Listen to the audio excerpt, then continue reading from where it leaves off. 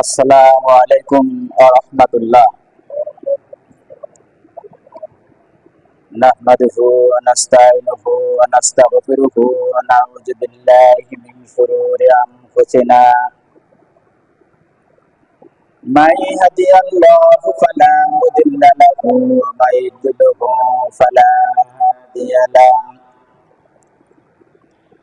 ওয়া নাশহাদু আন লা ইলাহা ইল্লাল্লাহু ওয়াহদাহু লা শারীকা লাহু ونشهد أن محمدا عبده ورسوله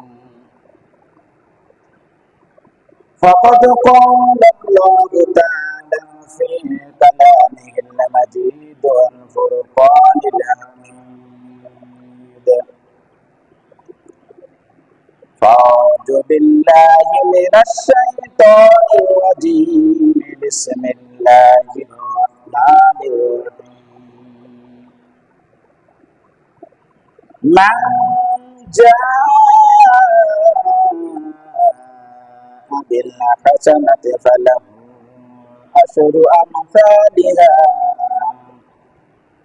وقال تعالى في شان حبيب إن الله وملائكته يصلون على النبي يا أيها الذين آمنوا صلوا عليه وسلموا تسليما اللهم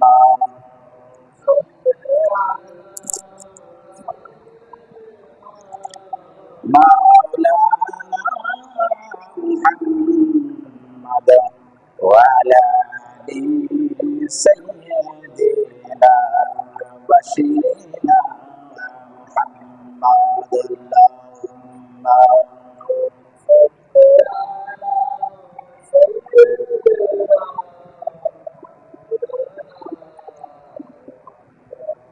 وعلى آل سيدنا حبيبنا محمد গাছে চিনল মাছে চিনল চিনল বনে হরিণে উম্মত হইয়া ছিলাম না রে দুঃখ রইল মনেতে আল্লাহুম্মা সাল্লি আলা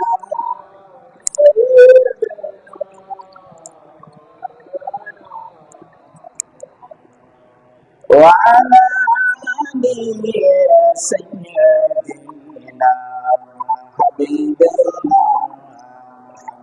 محمد اللهم صل على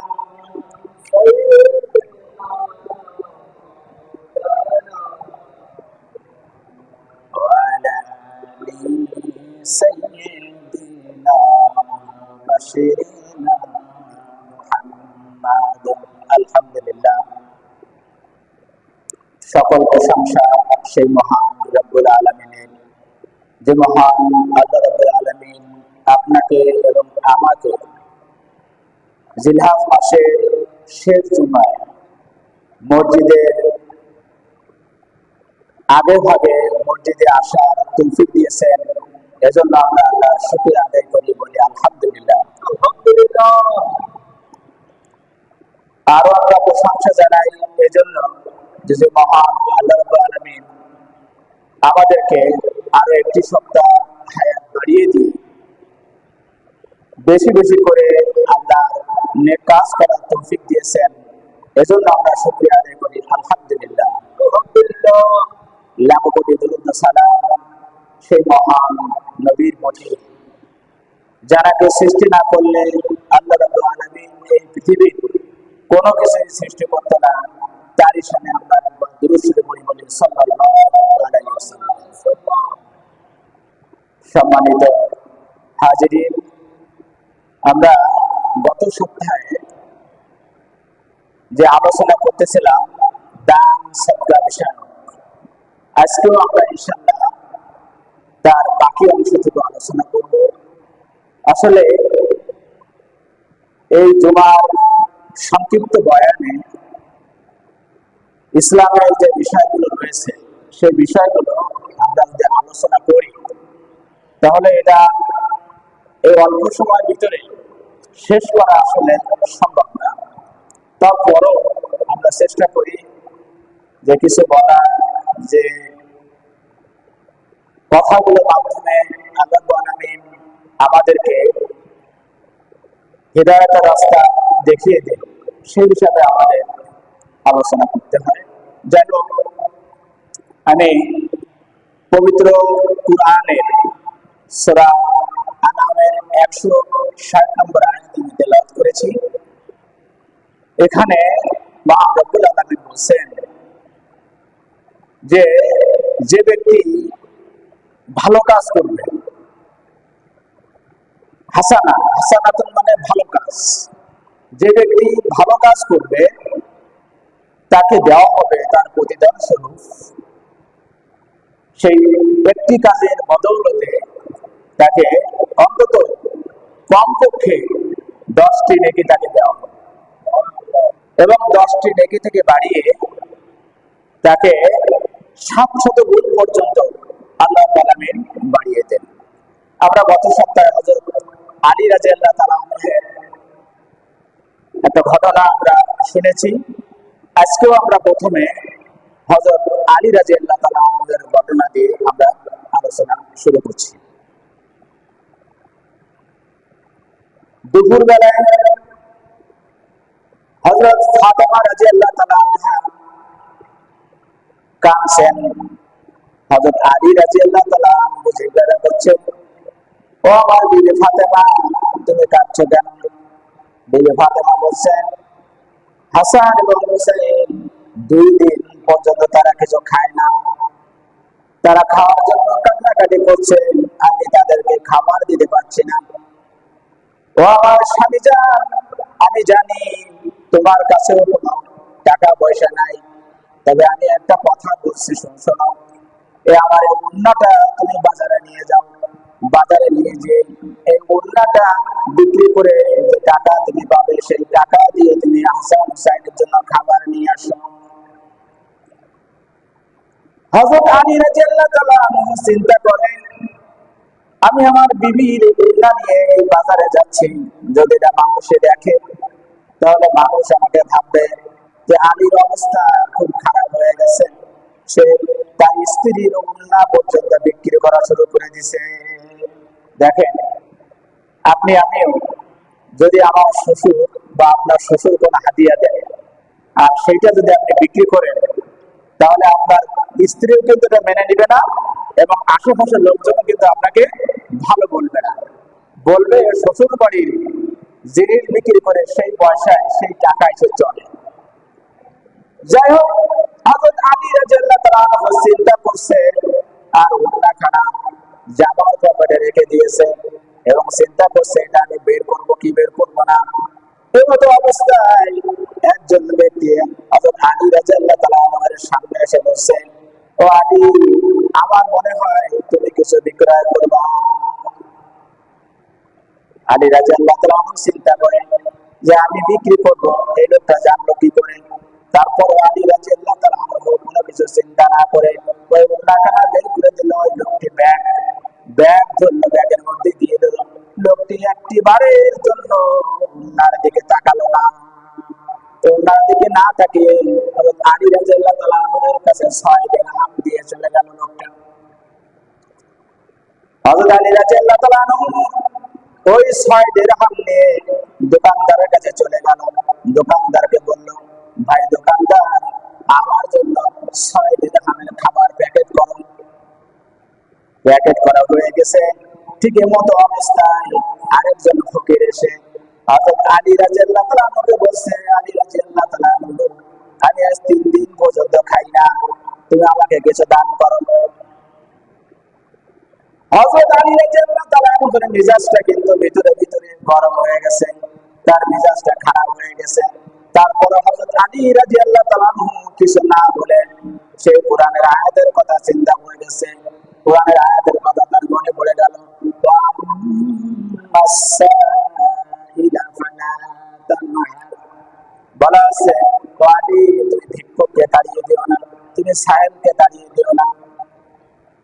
যখন এই আয়াত তার মনে পড়লো তখন সে চিন্তা করলো যে আমি আমার পকেট থেকে একটি দিরহাম আমি দান করে দেই ফকিরকে, আর 5 দিরহাম দিয়ে আমি খাবার কিনে নিয়ে যাই। ঠিক এরকম অবস্থায় হযরত আলী রাদিয়াল্লাহু তাআলা আনহুর মনে পড়ে গেল সূরা আনফালের 60 নম্বর আয়াতে আল্লাহ তাআলা বলেছেন, ওয়া মা তুনফিকু মিন শাইইন ফি সাবিলিল্লাহ ইউওয়াফা ইলাইকুম ওয়া আনতুম লা তুযলামুন। এই আয়াতের ভিতরে বলা আছে যে তোমরা আল্লাহর রাস্তায় ব্যয় করো, তোমাদের যা কিছু তোমরা আল্লাহর রাস্তায় ব্যয় করো না কেন তোমাদেরকে তার উত্তম প্রতিফল তোমাদেরকে তোমাদেরকে দেওয়া হয়, তোমাদের প্রতিফল দেওয়া হয়। এই ব্যাপারে তোমাদের লা তুযলামুন কোনো জুলুম করা হয় না তোমাদের প্রতি। যখন এই আয়াতটা মনে পড়ে গেল হযরত আলী রাদিয়াল্লাহু তাআলা চিন্তা করলেন যে আমি যদি একটা দিরহাম দান করি বিনিময়ে আমি 10 দিরহাম পাবো, আর আমি যদি 6টা দিরহাম দান করি বিনিময়ে আমি 60 দিরহাম পাবো, তাহলে আমি কেন এই 6 দিরহাম আমি দান করব না? তখন সে আলী কি বললো, হাসান হুসাইনের কথা ভুলে গেল, ফাতেমার কথা ভুলে গেল, বলে যে 6টা দিরহাম পুরা করে দান করে দিল। দান করার পরে দোকানদার যখন জিজ্ঞাসা করছে আলী তোমার খাবারের কি হবে, আলী রাদিয়াল্লাহু তাআলা বলছে, ভাই কিছু মনে করিস না, তুই আমার জন্য 2 বস্তা খাবার রেডি কর, আমি একটু পরে আসতেছি। এবার আলী বাজারের ভিতরে ঘুরে বেড়াচ্ছে। এমতো অবস্থায় আল্লাহ রাব্বুল আলামিন ওই সেই ফেরেশতাকে ডেকে বলছে, যে ফেরেশতা ওন্না কিনে নিয়ে এসেছে, সেই ফেরেশতাকে ডেকে বলছে, ও আমার ফেরেশতা তুমি আবার চলে যাও, বেহেশত থেকে একটা উট তুমি নিয়ে যাও, বেহেশত থেকে একটা উট নিয়ে আলী রাদিয়াল্লাহু তাআলা আনহুর কাছে আবার দিয়ে দাও। ওই উট নিয়ে যখন আলী রাদিয়াল্লাহু তাআলা আনহুর কাছে আসলো, আলী রাদিয়াল্লাহু তাআলা আনহুকে বলছে, আলী তুমি কি উট কিনবা নাকি? আলী রাদিয়াল্লাহু তাআলা বলছে, আমার এমটি পকেট, আমার পকেটে কোনো দিরহাম নাই, কোনো টাকা পয়সা নাই। তখন ওই ফেরেশতা রূপী ওই ব্যক্তি বলছে যে তোমার টাকা পয়সা দেওয়া লাগবে না, তুমি বাকিতে নাও, পরে আমাকে টাকা দিয়ে দিও। তো 100 দিরহামের বিনিময়ে উটটা সে কিনলো, কেনার পরে আমার বাজারের ভিতরে চলে গেল, বাজারের ভিতরে চলে যাওয়ার পরে আবার ঘোরাঘুরি করতে লাগলো। এমত অবস্থায় আল্লাহ রাব্বুল আলামিন ওই ফেরেশতাকে আবার পাঠিয়ে দিল, 160 দিরহাম দিয়ে ওই উটটা আবার কিনে নিল। তো যখন 160 দিরহাম দিয়ে ওই উটটা কিনে নিল, কিনে নেওয়ার পরে প্রথম যে লোকটা তার সামনে উট নিয়ে আসছে সেই লোকটাও সামনে দেখা পেল, তখন 100 দিরহাম তাকে ফেরত দিয়ে দিল। ফেরত দেওয়ার পরে এবার আলী রাদিয়াল্লাহু তাআলা আনহু ওই দোকানে চলে গেল। দোকানদার তো খাবার গুছিয়ে খুব রাগে আছে, যারা 2 বস্তা খাবার রেডি করতে বলছে, এখনো আলীর কোনো খোঁজ নাই। এবার যখন দোকানে গেল, দোকানে যাওয়ার পরে এই 2 বস্তা খাবার আলী রাদিয়াল্লাহু তাআলা বলল দাম কত? লোকটা বলছে 60 দিরহাম। তো 60 দিরহাম দিয়ে একটা আলী রাদিয়াল্লাহু তাআলা মাথায় তুলে নিল, আরেকটা সে কাঁধে নিল, কাঁধে নিয়ে 2 বস্তা খাবার নিয়ে যখন ফাতেমার দরজায় যে ঢোকা দিল, ফাতেমা রাদিয়াল্লাহু তাআলা আনহা জানালা দিয়ে দেখে যে হযরত আলী রাদিয়াল্লাহু তাআলা আনহুর কাছে 2 বস্তা খাবার। ফাতেমা চিন্তা করে আমি একটা উন্না দিয়েছি, একটা উন্নার বিনিময়ে তো এত খাবার হওয়ার কথা না, আলী রাদিয়াল্লাহু তাআলা আনহু 2 বস্তা খাবার কোথা থেকে নিয়ে আসলো? এবার ফাতেমা কিন্তু দরজা খুলে না। আমার মা বোনেরা, যদি আপনারা আমার এই ওয়াজ শুনতে পান তাহলে আপনারা মনোযোগ দিয়ে শুনুন। আপনার স্বামীও যখন দেখবেন যে আপনার যে স্বামীর যে আয় তার থেকে যদি বেশি যদি কোনো কিছু নিয়ে আসে, তাহলে আপনারাও যদি এভাবে স্বামীকে জিজ্ঞাসা করেন, তাহলে আপনার স্বামী কোনোদিন সুদ খেতে পারবে না, আপনার স্বামী কোনোদিন অবৈধ পথে আয় করতে পারবে না। ফাতেমা রাদিয়াল্লাহু তাআলা আনহা দরজা খুলে না। আলী রাদিয়াল্লাহু তাআলা আনহা এবার রাগ করে চলে গেল। মুহাম্মদ সাল্লাল্লাহু আলাইহি ওয়াসাল্লাম যখন নবীজি সাল্লাল্লাহু আলাইহি সাল্লামের কাছে আলী রাদিয়াল্লাহু তাআলা আনহু পৌঁছে গেল, আলী রাদিয়াল্লাহু তাআলা আনহু এর মাথা থেকে ওই বস্তাটা নামিয়ে নিয়ে ঘাট থেকে বস্তাটা নামিয়ে রাখলো। তখন আলী রাদিয়াল্লাহু তাআলা আনহু বলছে, ও আমার নবীজি, তুমি কত ভালো মানুষ আর তোমার মেয়েটা কত খারাপ। সে আমাকে দরজা খুললো না, আর তুমি আমার মাথা থেকে বস্তা নামিয়ে নিয়েছো। নবীজি জিজ্ঞাসা করছে, ও আলী, তুমি কি জানো যে তোমার উন্নাখানা কে কিনেছে? তোমাকে উট কে বাকিতে দিয়েছে? আবার তোমার কাছ থেকে উট কে নিয়েছে? তুমি কি এটা জানো? তখন বলছে, না, আমি কিছুই জানি না। তখন নবীজি সাল্লাল্লাহু আলাইহি সাল্লাম বললেন, তাহলে তুমি ফাতেমাকে ডেকে আনো। ফাতেমাকে যখন ডেকে আনলো, ফাতেমা ডেকে আনার পরে ফাতেমা বলল, আব্বাজান, আপনার এই জামাই এতগুলো খাবার কোথা থেকে নিয়ে আসছে? এটা না বলা পর্যন্ত আমি এই খাবার গ্রহণ করতে পারবো না। নবী সাল্লাল্লাহু আলাইহি সাল্লাম তখন বলছেন, ও আমার ফাতেমা, তুমি হচ্ছে ভেস্তের সর্দারানী, তুমি ভেস্তের সর্দারানী, তোমার উন্নত দুনিয়ার কেউ ব্যবহার করতে পারবে না, আর সেটা ব্যবহার করলে আল্লাহ সহ্য করবে না। তাই আল্লাহ রাব্বুল আলামিন ভেস্ত থেকে ফেরেশতা পাঠিয়ে দিয়ে সেই ফেরেশতার মাধ্যমে তোমার উন্নাত ক্রয় করেছে। আবার সেই উন্নাত টাকা আল্লাহ আলামিন আবার ফেরত নিয়েছে। আল্লাহ আলামিন দেখতে চেয়েছে, হযরত আলী রাদিয়াল্লাহু তাআলা আনহুকে পরীক্ষা করতে চেয়েছে যে হযরত আলী রাদিয়াল্লাহু তাআলা আনহু তার পরিবারকে বেশি ভালোবাসে নাকি কুরআনকে বেশি ভালোবাসে। তো আলী রাদিয়াল্লাহু তাআলা আনহু পরীক্ষায় পাস করে গেছে, সে কোরআনকে বেশি ভালোবাসে। তো কোরআনকে যখন সে বেশি ভালোবাসে, আল্লাহ আলামিন আবার ওই বেহেশত থেকে ফেরেশতা মানুষ রূপে পাঠিয়ে দিয়ে আবার এই একটা উট নিয়ে এসেছে। এই উটটা তার কাছে দিয়ে আবার ফেরেশতা সেই উট কুরাই করে আবার বেহেশতে নিয়ে চলে গেছে, আর সেই খাবার তোমার কাছে নিয়ে আসছে। বলুন সুবহানাল্লাহ।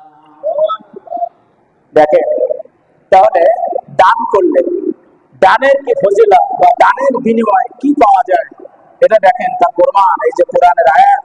আল্লাহ বলছেন যে মান জাআ বিল হাসানাতি ফালাহু আশরু আমসালিহা।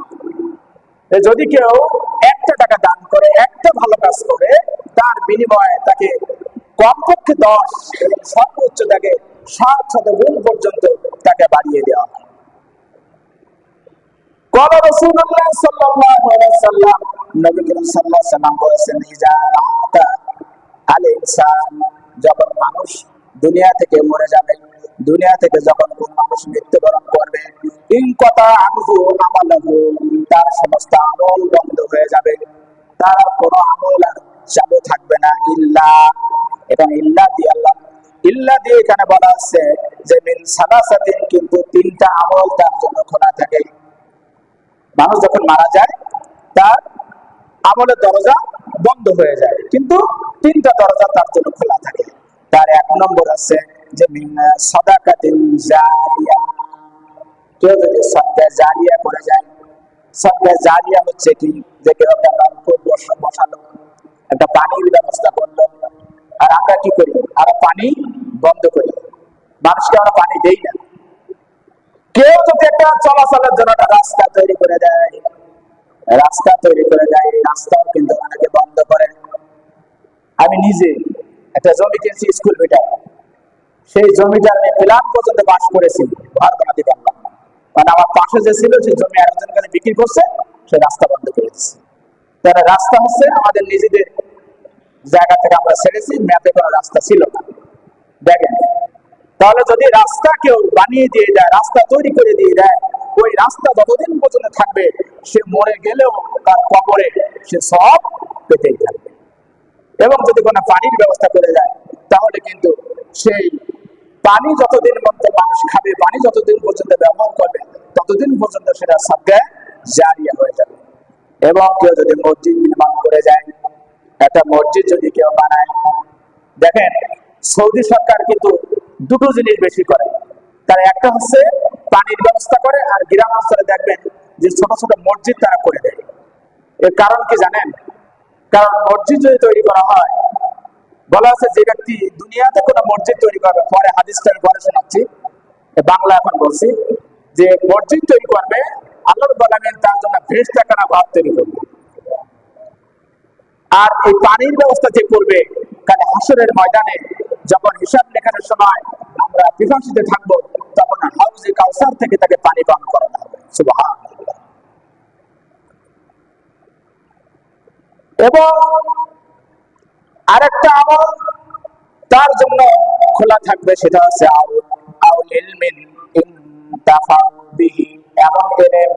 এমন জ্ঞান যে জ্ঞানের দ্বারা মানুষ উপকৃত হয়।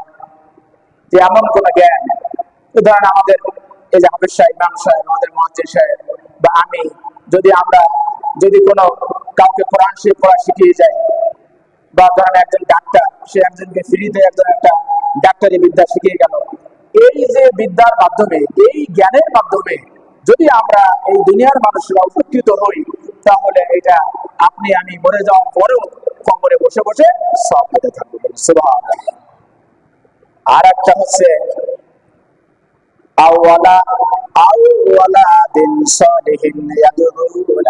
যদি কোনো নেককার সন্তান কেউ রেখে যায়, যদি কোনো নেককার সন্তান আপনি আমি রেখে যেতে পারি।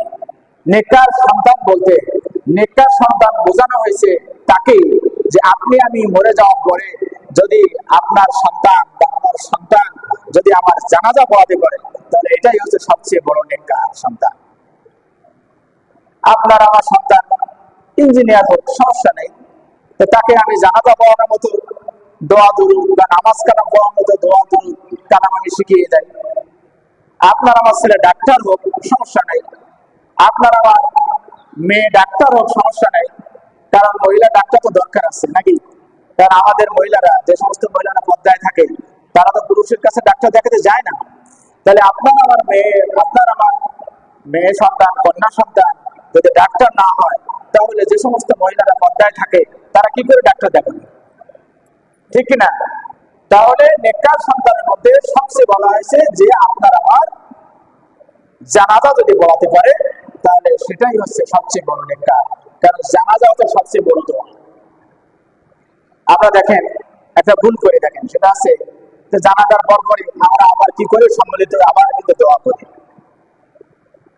এটা কিন্তু জানাজা আপনি পড়ালেন, এটাই কিন্তু সবচেয়ে বড় দোয়া। এরপরে যে আপনার আমাকে আবার যে দোয়া পড়াতে হয় বা দোয়া করতে হয়, তখন মাটি দেওয়ার পরে ওই কবর ছেড়ে দিয়ে এসে দূরে এসে তাকে দোয়া করতে হয়। কিন্তু আপনারা আমরা দেখেন মাটি দেওয়ার পরে ওই যারা কবর দেওয়ার কাজ করে, তারা কিন্তু কবরের কাজ করতে থাকে, আমরা দোয়া করতে থাকি। এটা কিন্তু ঠিক না। জানাজা আপনাকে আপনার আমার পড়ানো হলো, তার মানে এটাই কিন্তু বড় দোয়া। এরপরে দেখেন আল্লাহ তাআলা সূরা আল-কোরআনে বলেন, আল্লাযী ইউতি মালাহু ইয়াতাযাক্কা, আল্লাযী যে বা যারা ইউতি দান করে দেয়, মালাহু তাদের সম্পদকে, তাদের ধন সম্পদকে যে বা যারা দান করে দেয়, ইয়াতাযাক্কা আল্লাহ বলেন সেই সম্পদকে পবিত্র করে দেয়, আর এই পবিত্রতার কারণে তার সম্পদ বৃদ্ধি পায়। মুসলিম শরীফে ৭২০৩ নম্বর একটা হাদিস আল্লাহ রাসূল বর্ণনা করেছেন যে পূর্ব যুগের ঘটনা। এটা ইসলামের অনেক পূর্ব যুগের ঘটনা। একজন মুসাফির, সে মরুভূমির ভিতরে দিয়ে সে হাঁটাহাঁটি করছে। এমন সময় তার মাথার উপরে একখানা মেঘ, সেই মেঘের ভিতর থেকে শুনতে পাচ্ছে, ইসকে হাদি কাতা ফুলা, ইসকে হাদি কাতা ফুলা। মেঘের মধ্যে থেকে বলছে যে অমুকের বাগানে চলে যাও, অমুকের বাগানে যে পানি দাও। মুসাফির চিন্তা করে যে মেঘের ভিতরে ব্যক্তির নাম উচ্চারণ হচ্ছে, এই মেঘ কোথায় যায় আমি দেখবো। আমি তো মুসাফির, আমি তো ঘুরতে বের হয়েছি। আমি মেঘের পিছনে পিছনে ছুটতে থাকলাম। ছুটতে ছুটতে ওই মুসাফির দেখে যে একটা পাহাড়ের উপরে যে ওই মেঘখানা থেমেছে, সেই পাহাড়ের উপরে বৃষ্টি হয়ে ঝরে পড়ছে। এবারে বৃষ্টি আস্তে আস্তে আস্তে আস্তে একটা নালা দিয়ে একটা জমিতে যাচ্ছে। দেখা যাচ্ছে জমির পাশে একটা লোক কোদাল হাতে নিয়ে দাঁড়িয়ে আছে। মুসলিম শরীফে হাদিস, আপনি আমিও বাড়ি যে দেখতে পারবো। হাদিস নাম্বার আছে ৭২০৩ নম্বর। এবার মুসাফির ওই কোদালওয়ালা লোকটির কাছে জিজ্ঞাসা করছে, ভাই আপনার নাম কি? তখন বলছে, কেন আমার নাম দিয়ে আপনি কি করবেন? বলছেন না, আপনি বলেন না আপনার নাম কি, আপনার নামটা আমার বড় দরকার। তখন ওই ব্যক্তি যখন নাম বললো, এই মুসাফির মিলায় দেখে যে মেঘের ভিতরে যে নাম উচ্চারিত হয়েছে সেই ব্যক্তির নাম আছে। এবার মুসাফির বলছে, ভাই আমি আপনার কাছে একটা জিনিস জানতে চাই যে আপনি কি এমন আমল করেন যে আমলের কারণে মেঘের ভিতরে আপনার নাম আমি শুনতে পেয়েছি।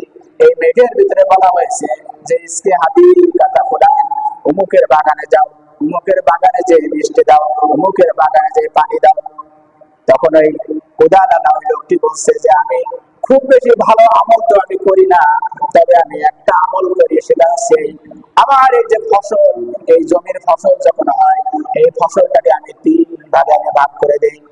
3 ভাগে ভাগ করার পরে 1 ভাগ ফসল আমি আল্লাহর রাস্তায় দান করে দিই, আর 1 ভাগ ফসল আমি আগামী বছরের জন্য বীজ রেখে দিই, এবং আরেকটা ভাগ ফসল হচ্ছে আমি আমার পরিবারের জন্য খরচ করি। বলুন সুবহানাল্লাহ।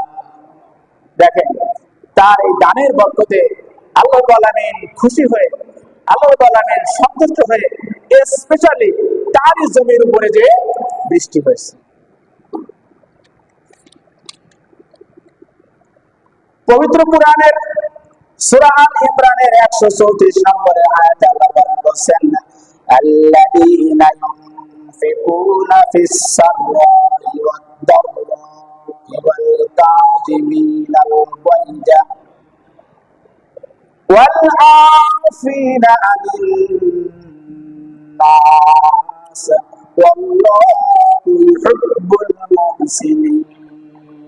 আল্লাহ বলেন, আল্লাযীনা যারা ইউনফিকুনা খরচ করে ফিস সাররাই, তারা যখন সচ্ছল থাকে, অর্থাৎ মানুষ যখন আনন্দে থাকে, মানুষ যখন অনেক ধনী থাকে, তখন কিন্তু আল্লাহকে ভুলে যায়। আপনি আমি মিলাই দেখেন, যারা অনেক ধনী তারা কিন্তু আল্লাহকে ডাকে না। মানুষ যখন সচ্ছল থাকে, মানুষ যখন ধনী থাকে, এই ধনী থাকা অবস্থায় মানুষ যখন আল্লাহর রাস্তায় খরচ করে, এবং মানুষ যখন অসচ্ছল থাকে, যখন মানুষ দরিদ্র থাকে, মানুষের কাছে যখন টাকা পয়সা থাকে না, তখনও যদি মানুষ দান করে, এদেরকে কি করেন? আল্লাহ তাআলা ভালোবাসেন। আর আল্লাহ তাআলা তাদেরকে ভালোবাসেন ওয়াল কাযিমিন, যারা দমন করে, তাদের রাগ, অনেক রাগ হয়েছে আপনার, এই রাগকে যদি আপনি দমন করতে পারেন। আর কি করেন? মানুষদের মধ্যে থেকে আপনার কাছে যারা অন্যায় করে বসছে, আনিন নাস, মানুষদের মধ্যে থেকে যারা অন্যায় করেছে আপনি যদি তাদের মাফ করে দিতে পারেন, তাহলে আল্লাহ বলছেন, তাহলে আমি এই সমস্ত মানুষদেরকে আমি ভালোবাসি। আপনি সুস্থ থাকলেন, আপনি আনন্দে আছেন, আপনি ধনী, আপনি দান করবেন। আপনি অসচ্ছল, আপনার টাকা পয়সা নাই, আপনি দরিদ্রের ভিতরে রয়েছেন, তখন আপনি দান করার চেষ্টা করবেন। আপনি রাগকে দমন করবেন, আপনি যারা আপনার কাছে অন্যায় করছে আপনি মাফ করবেন, তাহলে আল্লাহ বলেন আপনাকে মাফ করে দেবেন। এই আয়াত যখন নাজিল হলো, নবীজি হযরত মুহাম্মদ সাল্লাল্লাহু আলাইহি সাল্লাম আবু বকরকে কাছে ডাকলেন, আবু বকরকে আলাদাভাবে ডাকলেন, আবু বকরকে আলাদাভাবে ডেকে বললেন, আবু বকর, আমার কাছে আয়াত নাজিল হয়েছে, এই আয়াতের মর্ম হচ্ছে আল্লাহ বলেন ধনীর চেয়ে গরিবদেরকে বেশি ভালোবাসে। হযরত আবু বকর রাদিয়াল্লাহু তাআলা আনহুর অবস্থা তখন ছিল এমন, হযরত আবু বকর রাদিয়াল্লাহু তাআলা আনহু প্রতি সপ্তাহে সপ্তাহে একটা করে দোকান বাড়িয়ে ফেলতেন। তাহলে কেমন ব্যবসা? তার ব্যবসা ছিল কাপড়ের ব্যবসা। তাহলে কেমন ব্যবসা হতো আপনি বোঝেন, যে প্রতি সপ্তাহে সপ্তাহে একটা করে দোকান সে বানাতো। যখন আবু বকর রাদিয়াল্লাহু তাআলা আনহু এই কথা শুনলেন যে ধনীর চেয়ে আল্লাহ তাআলা গরিবদেরকে বেশি ভালোবাসেন, আবার ধনীদেরকে ভালোবাসেন না এমন কিন্তু না। হযরত ওসমান রাদিয়াল্লাহু তাআলা আল্লাহ তাআলা ভালোবাসতেন, পরে আসতেছে কথা। হযরত আবু বকর রাদিয়াল্লাহু তাআলা চিন্তা করলেন, চিন্তা করার পরে পরের দিন সকালে তিনি বাজারে গেলেন। বাজারে যাওয়ার পরে হযরত আবু বকর রাদিয়াল্লাহু তাআলা তার একটা দোকান বিক্রি করে দিয়ে আল্লাহ রাসূলের কাছে চলে গেলেন। আল্লাহ রাসূলের কাছে যে বললেন, ইয়া রাসূলুল্লাহ, আমি আমার দোকান থেকে আজকে একটা দোকান আমি বিক্রি করে দিয়ে আপনার কাছে দান করলাম। সুবহানাল্লাহ। এভাবে হযরত আবু বকর রাদিয়াল্লাহু তাআলা তার প্রতিটি দোকান সে বিক্রি করে ফেলল, প্রতিটি দোকান বিক্রি করে সে আল্লাহর রাস্তায় সে দান করে দিল, আল্লাহর রাস্তায় সে খরচ করে ফেলল। এমত অবস্থায় একদিন হযরত মুহাম্মদ সাল্লাল্লাহু আলাইহি সাল্লাম হযরত আবু বকরকে বলছে, আবু বকর, তোমার ভাই বিলাল অনেক কষ্টে আছে। কারণ বিলাল ছিল কৃতদাস, সে উমাইয়ার কৃতদাস ছিল, উমাইয়ার গোলাম ছিল। হযরত আবু বকর রাদিয়াল্লাহু তাআলা আনহু উমাইয়ার কাছে চলে গেলেন। উমাইয়ার কাছে চলে যেয়ে উমাইয়াকে বললেন, ও উমাইয়া, আমি হযরত বিলাল রাদিয়াল্লাহু তাআলা আমাকে কিনতে চাই। তখন উমাইয়া বললেন যে আমার এতগুলো স্বর্ণ মুদ্রা দিতে হবে। হযরত আবু বকর রাদিয়াল্লাহু তাআলা স্বর্ণ মুদ্রা জোগাড় করে হযরত বিলালকে কিনে নিয়ে আজাদ করে দিলেন। তো যখন বিলালকে কিনে নিয়ে আজাদ করে দিলেন, আজাদ করার পরে উমাইয়া বলছে, ও আবু বকর, আমি এতদিন মনে করতাম তুমি অনেক বুদ্ধিমান, কিন্তু আজ দেখলাম যে তুমি আসলে বোকা। তখন আবু বকর রাদিয়াল্লাহু তাআলা বলছে, উমাইয়া, তুমি জানো না, এই বিলালকে তুমি চেনো না। আল্লাহ রাসূল সাল্লাল্লাহু আলাইহি সাল্লাম যখন মেরাজে গেছেন, মেরাজে যাওয়ার পরে সিদরাতুল মুনতাহায় যখন আল্লাহ রাসূলকে জিবরাইল আলাইহিস সালামকে ছেড়ে দিয়ে বললেন, মুহাম্মদ সাল্লাল্লাহু আলাইহি সাল্লাম, আমার এর বেশি আর আমি যেতে পারবো না, এখান থেকে আর যাওয়ার কোনো অনুমতি আমার নাই। আল্লাহ রাসূল তখন মনে মনে ভয় পাচ্ছিলেন। কিছুক্ষণ পরে আল্লাহ রাসূল শুনতে পারেন কার যেন খড়মের আওয়াজ শোনা যাচ্ছে, কার জুতার আওয়াজ শোনা যাচ্ছে। আল্লাহ রাসূল চিন্তা করে দেখলেন যে এই আওয়াজ আর কারো নাই, এই আওয়াজ হচ্ছে হযরত বিলাল রাদিয়াল্লাহু তাআলা। সুবহানাল্লাহ। তলবে পাও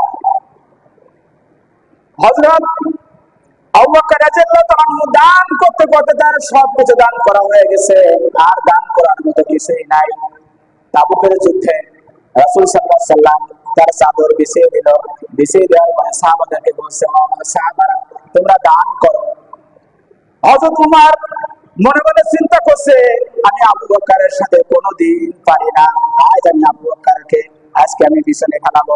হযরত উমর রাদিয়াল্লাহু তাআলা তার সম্পদকে পুরো দুই ভাগে ভাগ করলো। দুই ভাগে ভাগ করার পরে এক ভাগ বাড়িতে রেখে আসলো এবং এক ভাগ আল্লাহ রাসূলের কাছে দান করে দিল। হযরত উসমান রাদিয়াল্লাহু তাআলা তার সমস্ত সম্পদকে সে 100 ভাগ করলো। 100 ভাগ করার পরে তার 25 ভাগ সে নিয়ে আসলো। হযরত আবু বকর চিন্তা করে যে তার তো দান করার মতো কিছুই নাই। এবার ঘরের ভিতরে কিছু হাড়ি এবং পাতিল রয়েছে এবং দেখে তার বিবি একটা সুচ দিয়ে কাঁথা সেলাই করছে। তখন এই সুচটা নিল এবং কটা হাড়ি পাতিল নিল। নেওয়ার পরে রাসূল করিম সাল্লাল্লাহু আলাইহি ওয়াসাল্লামের কাছে যখন দিল, তখন উমর রাদিয়াল্লাহু তাআলা মনে মনে খুশি হয়ে গেল, আবু বকর, আজকে আমি তোমাকে বিছিয়ে ফেলাবো। দেখেন কি তাদের কাজ, তারা দানের প্রতিযোগিতা করছে। আর আমরা কি প্রতিযোগিতা করি? আমরা হিংসার প্রতিযোগিতা করি। এক ভাই এত রোজা রাখছে, তারাও তার থেকে বেশি রোজা রাখার চেষ্টা করতো। এক ভাই মানুষকে এত সহযোগিতা করছে, আরেক ভাই আরো বেশি সহযোগিতা করার চেষ্টা করছে। আর আমরা কি করি দেখেন। এবার আল্লাহ রাসূল হযরত উমরকে জিজ্ঞাসা করছে, উমর, তুমি কি দান করেছো আর কি রেখে এসো? বলছে, আমি দুই ভাগ করে এক ভাগ নিয়ে এসেছি এবং এক ভাগ আমি দান করেছি।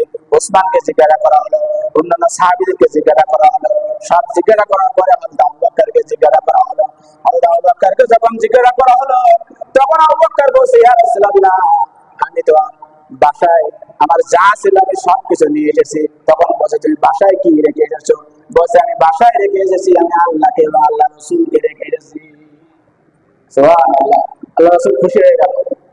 আবু বকর চিন্তা করতেছে যে আমি তো ছোট দান করেছি, কিন্তু উমর এবং উসমান কাঁদছে, চোখ দিয়ে পানি ঝরঝর করে পড়ছে এবং উমর বলছে, আজ আমি পারলাম না।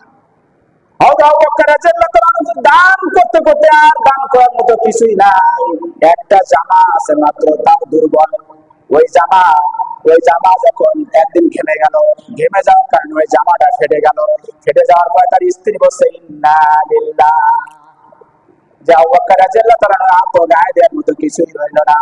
তখন আবু বকর রাদিয়াল্লাহু তাআলা ওইটা খুলে ফেললেন। খুলে দেওয়ার পরে তার স্ত্রী, যখন সে অনেক ব্যবসায়ী ছিল, বড় ব্যবসায়ী ছিল, সেই আমলের একটা জামা তার স্ত্রী আলাদা করে রেখেছিল, সেই জামাটা এনে আবু বকরকে দিল। আবু বকরকে দেওয়ার পরে আবু বকর যখন ওই জামা গায়ে দিয়ে বাইরে বের হলো, লোকেরা তার দিকে তাকাতাই করতে থাকলো, কারণ সেটা কোনো সাধারণ মানের জামা ছিল না, অনেক দামি জামা ছিল। আবু বকর চিন্তা করছে, আমার এই জামা গায়ে দিয়ে আমার মনে অহংকার ঢুকে যেতে পারে। ওই জামাটা বিক্রি করে দিল। বিক্রি করার পরে ওই জামার যে টাকা হলো, সেই টাকা অর্ধেক টাকা দান করে দিল, আর অর্ধেক টাকা দিয়ে সে সালা মানে চট কিনলো। চট কেনার পরে ওই চট দিয়ে সে জামা তৈরি করলো এবং খেজুরের কাঁটা দিয়ে দিয়ে সেলাই করে যখন চটের জামা গায়ে দিল। তখন আল্লাহ বলছে, ও জিব্রাইল, আমি তো আর সহ্য করতে পারছি না আবু বকরের পাগলামি, তুমি যাও যাও যাও, তুমি নবীর দরবারে চলে যাও, তুমিও কিন্তু আজকে সালার জামা পরে যাবা। রাসূল সাল্লাল্লাহু আলাইহি ওয়াসাল্লাম কাছে যখন হযরত জিবরাইল যখন ওই সালার জামা পরে আসলো, রাসূল সাল্লাল্লাহু আলাইহি ওয়াসাল্লাম একটা মুস্কি হাসি দিল। আজকে একটু সময় নেবো, মানে আজকে শেষ করবো, আপত্তি আছে কারণ? মানে দানের আজকে শেষ করে ফেলবো, আগামী জুমাতে আমার মুহররম শুরু হয়ে যাবে, একটু অল্প সময় নেব। তখন রাসূল করিম সাল্লাল্লাহু আলাইহি ওয়াসাল্লাম মুস্কি হাসি দিল। মুস্কি হাসি দেওয়ার পরে রাসূল সাল্লাল্লাহু আলাইহি ওয়াসাল্লাম জিজ্ঞাসা করছে, ভাই জিব্রাইল, তোমার পরনে কেন চটের জামা? তখন বলছে, হে আল্লাহর রাসূল, আপনি জানেন না আজকে অনেক ঘটনা ঘটে গেছে, আপনি আবু বকরের দিকে তাকিয়ে দেখেন, শুধু আমি না, আল্লাহর আসমানে যত ফেরেশতা রয়েছে, জমিনে যত ফেরেশতা রয়েছে, সমস্ত ফেরেশতারা আজকে আবু বকরের সম্মানে সবাই আজকে সালাম অর্থাৎ চটের জামা পরিধান করেছে। এবং তাদের দাম এরকম ছিল, তাদের দাম। আর আমাদের দাম কেমন? ঈদের দিন ইমাম সাহেব হুজুর দানের কথা বলছিলেন, কিন্তু আপনারা আসলে বেশি সাড়া দেননি। আমি আশা করবো যে আপনারা আপনাদের সাধ্য মতো এই দানে এগিয়ে আসবেন। আমি আরেকটা ঘটনা বলে আমার আলোচনা আমি শেষ করে ফেলবো। সে আলোচনা হচ্ছে সূরা হাদীদের 11 নম্বর আয়াতে আল্লাহ তাআলা বলেছেন, বান্দাল্লাযী ইউরিদুল্লাহু করদান হাসানান ফায়ুদাইফুহু লাহু ওয়া লাহু আজরুন কারীম। আল্লাহ আমিন সূরা হাদীদের 18 নম্বর আয়াতে বলেছেন, ইন্নাল মুসাদ্দিকিনা ওয়াল মুসাদ্দিকাতি ওয়াল আকরাদুল্লাহ করদান হাসানান ইউদাআফু লাহুম ওয়া লাহুম আজরুন কারীম। এবং আরো একটি আয়াতে আল্লাহ তাআলা সূরা তাগাবুনের 17 নম্বর আয়াতে বলেছেন যে, ইন তুকরিদুল্লাহ করদান হাসানান ইউদাইফাহু লাকুম ওয়া ইয়াগফির লাকুম ওয়াল্লাহু শাকুরুন হালিম। এই তিনটা আয়াতের সংক্ষেপে আমি বলে দেই যে আল্লাহ রাব্বুল আলামিন আমাদের কাছে কর্জে হাসানা চেয়েছেন। তা আল্লাহ রাব্বুল আলামিন টাকা নিয়ে কি করবেন? আল্লাহ বলেন কি টাকার দরকার? এই টাকা চেয়েছেন মসজিদের জন্য, এই টাকা চেয়েছেন মাদ্রাসার জন্য, এই টাকা চেয়েছেন কোন জনকল্যাণের জন্য। তো এই তিনটা আয়াত যখন নাজিল হয়ে গেল, তখন মদিনার এক ইহুদি, ফানাস তার নাম, সে একজন শিক্ষক, সে তার ছাত্রদেরকে পড়াচ্ছেন। এমন অবস্থায় আবু বকর রাদিয়াল্লাহু তাআলা আনহু ওই পথ দিয়ে যাচ্ছিলেন। তখন আবু বকর রাদিয়াল্লাহু তাআলা আনহুকে ডেকে ফানাস বলছে, ও আবু বকর, এতদিন আমি জানতাম যে তোমরা গরিব, তোমাদের নবী গরিব, কিন্তু আজকে জানলাম তোমাদের আল্লাহ গরিব, তোমাদের আল্লাহ ফকির। এই কথা যখন বলছেন, হযরত আবু বকর রাদিয়াল্লাহু তাআলা আনহু এক থাপ্পড়ে এমন জোরে মারছে, 40 কেজি ওজনের এক থাপ্পড় যখন মারছে, এই ইহুদি রাসূলের দরবারে চলে গেল। রাসূলের দরবারে চলে যে রাসূলের কাছে যে নালিশ করলো যে, ইয়া রাসূলুল্লাহ, ইয়া হাবিবাল্লাহ, আপনার সাহাবী হযরত আবু বকর আমাকে মেরেছে। বলে যে, না, আবু বকর তো মারেনি, তোমার কোথাও ভুল হচ্ছে, মারামারির কাম তো উমর রাদিয়াল্লাহু তাআলা করে। মানে উমর ছিল খুব রাগী সাহাবী। বলছে, না, কে আবু বকর এবং কে উমর আমি ভালো করে চিনি, হয়তো আবু বকর আমাকে মারছে। আবু বকরকে যখন ডাকা হলো, ডাকা হওয়ার পরে আবু বকরকে জিজ্ঞাসা করছে। আবু বকরকে জিজ্ঞাসা করার পরে আবু বকর বলছে, ইয়া রাসূলুল্লাহ, ইয়া হাবিবাল্লাহ, আপনি যদি আমাকে অনুমতি দেন তাহলে আমি আরো একটা শট আমি মারতে চাই। তখন বলছে, কেন? তখন বলছে, ইয়া রাসূলুল্লাহ, ইয়া হাবিবাল্লাহ, সে আমাদেরকে ফকির বলে আমরা মেনে নিই, আমাদেরকে ফকির বলে আমরা মেনে নিই, কিন্তু আজ আল্লাহকে ফকির বলছে, এটা কি করে মেনে নিব? তখন রাসূল করিম সাল্লাল্লাহু আলাইহি ওয়াসাল্লাম বললেন যে, ঠিক আছে, তোমাকে যখন ইহুদি তোমাকে যখন মেরেছে, তুমিও আবু বকরকে একটা মারো। তো যখন এইভাবে মারতে যাওয়ার জন্য উদ্যত হচ্ছে, ঠিক এমতো অবস্থায় আল্লাহ রাব্বুল আলামিন জিবরাইল আলাইহিস সালামকে বলেছেন, ও জিবরাইল, তুমি চলে যাও। জিবরাইল তখন চলে আসলো। জিবরাইল চলে আসার পরে সূরা ইমরানের 181 নম্বর আয়াতে বলেছেন, লাকাদ সামিআল্লাহু কাওলাল্লাযীনা ক্বালু ইন্নাল্লাহা ফাকীরুন ওয়া নাহনু আগনিয়া সানাকুতুবু মা ক্বালু। আল্লাহ বলেছেন লাকাদ, এখানে লামে তাকীদ, মানে অবশ্যই, অবশ্যই আমি শুনেছি হযরত আবু বকর এবং ইহুদির কথাবার্তা আমি শুনেছি। সে বলেছে যে সে আমাকে ফকির বলছে, অর্থাৎ আল্লাহকে ফকির বলছে, কিন্তু আমি আল্লাহ রাব্বুল আলামিন আমি ফকির না, আমি আল্লাহ রাব্বুল আলামিন আমি ধনী। এবং তারা যে কথাগুলো বলছে এগুলো আমি লিপিবদ্ধ করে রাখছি।